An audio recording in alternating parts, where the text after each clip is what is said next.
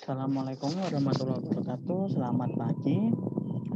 Di sini saya akan melanjutkan menjelaskan materi untuk modul yang keempat, praktikum pemrograman komputer.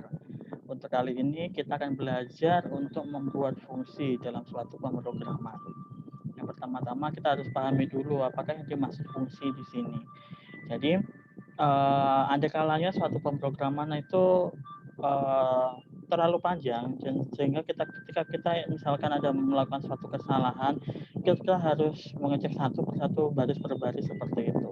Nah, untuk menghindari apa ya, istilahnya terlalu lama untuk mengecek seperti itu, kita bisa membuat perbagian yang satu rumpun itu menjadi sebuah fungsi.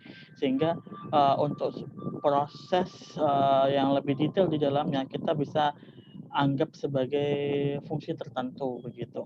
Sehingga nanti ketika pengerjaan bisa dilakukan di luar coding utama. Misalkan seperti ini, digambarkan dalam gambar berikut. Jadi yang fungsi main ini yang utama, yang yang utama dalam bahasa pemrogramannya kalau kita di C++ ini. Kemudian di dalamnya itu ada beberapa fungsi, misalkan fungsi A, fungsi B, fungsi C. Yang fungsi di sini itu punya tujuan masing-masing. Misalkan fungsi A mau menghitung luas, fungsi B untuk menghitung keliling, fungsi C untuk menghitung misalkan jumlah rusuk dan lain sebagainya, misalkan seperti itu. Nah, untuk proses menghitungnya, istilahnya apa ya, rumusnya bisa kita letakkan tidak langsung di fungsi main di sini, tapi di dalam fungsi A ini. Jadi kita buat tersendiri, terpisah begitu, ya nanti bisa dipanggil kapanpun ketika dibutuhkan. Jadi di sini ini ada yang cukup baik penjelasannya, yaitu fungsi berguna untuk mengumpulkan statement yang dapat dijalankan menjadi satu dalam suatu blok, sehingga membuat pencarian kesalahan lebih mudah karena kita dapat memusatkan pada masalah tertentu tanpa memperdulikan yang lainnya. Jadi tadi itu seperti yang saya bilang, ketika memang permasalahannya ada misalkan di fungsi tertentu begitu ya, kita tidak perlu mengecek yang di bagian yang lain yang mungkin tidak ada error di sana. Kita hanya fokus ke satu bagian itu saja. Nah, ini cara penulisannya seperti ini. Ada namanya tipe nilai balik, kemudian nama fungsinya apa, kemudian ada parameter formal yang dipakai, kemudian statement apa yang digunakan. Nah, kemudian untuk memanggil fungsi ini, kita tinggal nama fungsinya apa, kemudian dalam kurung parameter aktual. Mungkin lebih jelasnya ketika kita sudah masuk ke coding ya.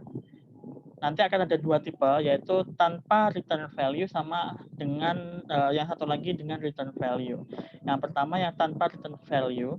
Jadi di sini ini yang di dalam ini int main-nya sebelah sini ya. Jadi ada tambahan lagi di luarnya selain int main. Nah, void inilah yang disebut dengan fungsi. Nama fungsinya itu adalah jumlah di sini, fungsinya jumlah. Kemudian tadi ada namanya parameter aktual dan formal. Nah, parameter formalnya di sini jadi ada dua parameter yaitu x dan y. Jadi ada dua variabel yang kemudian dioperasikan di sini.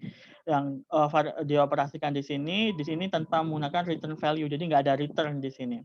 Nanti ada kelihatan bedanya ketika yang satu lagi ada return-nya. Dengan hasil operasinya itu dinamakan sebagai hasil di sini ya, variabelnya hasil. Kemudian di int main-nya seperti apa? Nah, di sini di int main-nya ada dua variabel A dan B yang dua-duanya itu integer. Kemudian A dan B ini merupakan inputan. Jadi di sini pertama si out bilangan ke-1, si in A. Si out bilangan kedua si in B. A dan B jadi inputan ya di sini dua variabel ini. Nah, kemudian A dan B ini dimasukkan ke fungsi jumlah tadi. Jadi jumlah dalam kurung A, B. A, B inilah yang nanti kemudian akan menggantikan X dan Y di sini. Jadi nggak harus selalu sama, tetapi jumlah jumlah sukunya harus sama. Misalkan di sini kan ada dua nih inputannya, di sini juga harus ada dua begitu, harus seragam. Jadi A dan B di sini akan diganti dengan X dan Y, kemudian masuk ke rumus ini. Jadi A jadi X, B jadi Y, kemudian dijumlahkan. Nah, jumlahkan kan variabelnya hasil nih. Hasil inilah yang kemudian akan dipanggil lagi untuk ditampilkan di sini. Jadi si out jumlah sama dengan hasil. sekarang kita akan coba ke codingnya ya. Kita akan coba hasilnya seperti apa.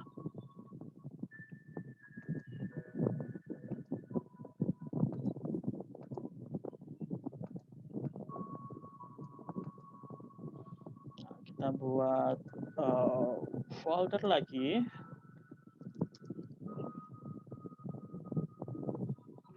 Tempat, oke. Nah, kita akan tuliskan di sini ya.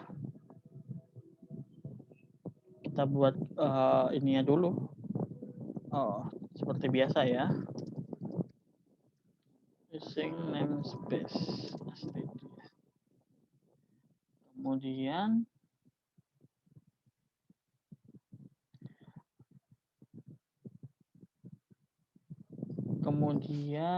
setelah itu void-nya tadi nama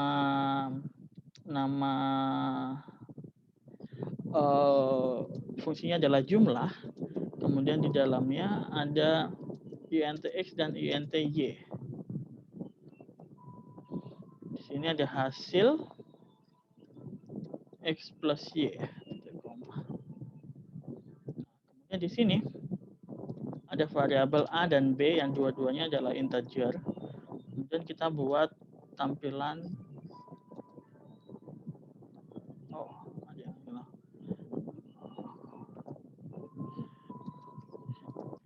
bilangan ke satu. Bilangan ke satu itu berapa?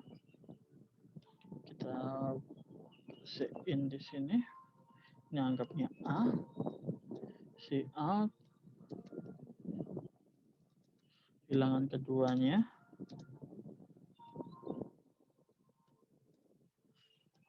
Kemudian, nah di sini kita tinggal memproses, langsung panggil aja. Langsung out. Diproses dulu. Udah otomatis ya 2 sepaket. Out-nya ditampilkan. Jumlahnya sama dengan kita panggil variabelnya hasil tadi.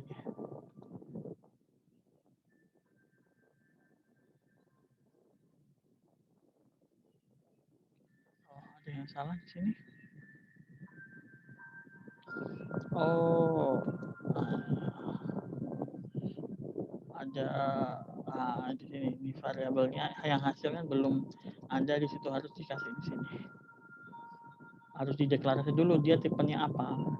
Kalau misalkan tidak mau diproses, tidak tahu nanti tipenya apa dia. Sebentar.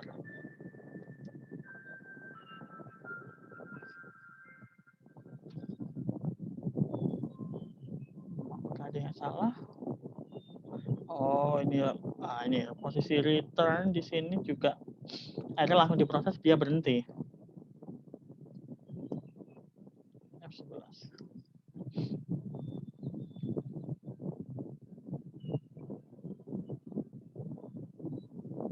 Bilang satu misalnya 2, bilang kedua 3. Nah, hasilnya langsung 5 seperti itu. Nah, di bagian fungsi ini bisa macam-macam ya, bisa tergantung ya rumusnya apa yang mau dipakai seperti itu. Nah, kita akan coba yang kedua yang menggunakan return value. Nah, kalau yang ada return value bedanya hanya di bagian di bagian fungsinya tanpa adanya variabel lain hasil tadi, nggak perlu ada pengenalan tadi yang di atas. Di sini langsung aja return langsung x plus y. Itu langsung rumusnya apa. Nah, kemudian di sini tinggal dipanggil langsung masuk ke barisnya seperti ini. Kita akan langsung coba ya. Jadi ini kita komen aja seperti ini. Kemudian yang ini kita pakai return begini. Nah, ini karena hasil kan tadi sudah nggak ada. Di sini langsung jumlah A, B. Yang ini kita komen. Coba sekarang kita.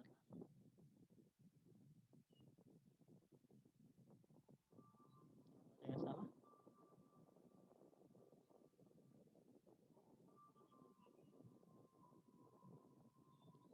kurang.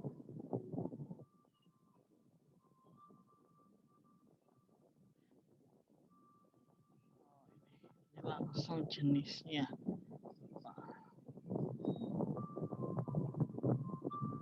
Jadi bukan pakai void lagi, tapi langsung tipe hasilnya apa. 2698. Hasilnya sama ya. Jadi bedanya tadi kalau misalnya ada return value-nya. Kalau ada return value-nya berarti langsung di sini mengikuti jenis hasil dari fungsi tersebut, tipe datanya apa. Kalau misalkan pakai yang tanpa return value berarti di sini pakai void tadi, tapi kemudian kita harus menambahkan variabel baru tetapi harus diperkenalkan terlebih dahulu, dideklarasi dulu tipe datanya apa. Seperti itu. Sekian untuk materi kali ini. Nanti akan coba-coba diulik lebih dalam lagi untuk di tugasnya. Oke, sekian. Terima kasih.